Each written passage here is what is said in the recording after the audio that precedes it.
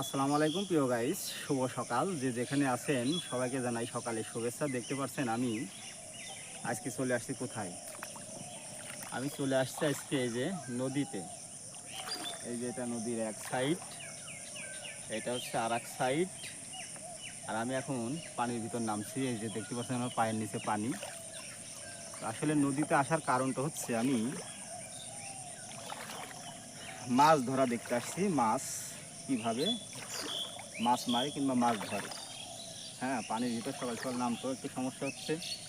তো সমস্যা নয়, একটু সাবধানতার সাথে নামলে বিপদ থাকবে না। তো গাইস, সাথেই থাকুন। দেখতে পাচ্ছেন এটা কিন্তু পানির ভিতর খুব রিস্ক হয়ে যাচ্ছে। তো রিস্ক হলেও ভিডিও তো বানাতে হবে, তাই না? এই যে এটা কিন্তু আমাদের সাগরখালী নদী, আমলা হইতে এই যে বেশিনগরের ভিতর দিয়ে মাঝিহাট হয়ে ওই চাপই গাছের বিল, আর এই যেটা আছে তার শাখা ছোট ক্যানেল এই নদীর মোহনায় মিশে গেছে।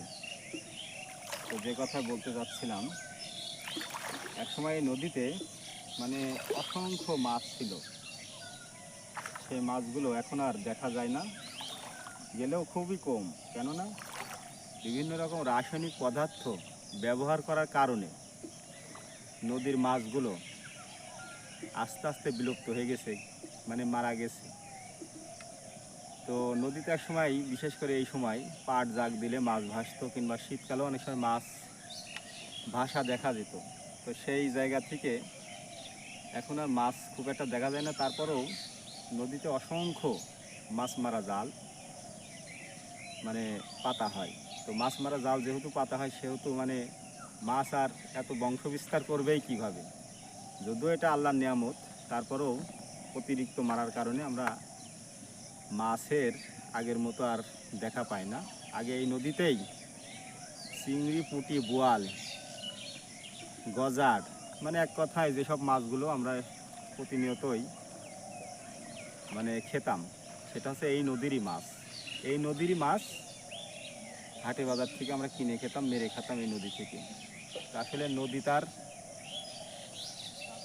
চিরচেনা রূপ ধরে রেখেছে, কিন্তু আর আগের মতো মাছ পাওয়া যায় না। দেখতে পাচ্ছেন এই যে আমি কিন্তু পানির ভিতর দাঁড়ায় আছি। হ্যাঁ, এটা কিন্তু পানি, এটা পানি।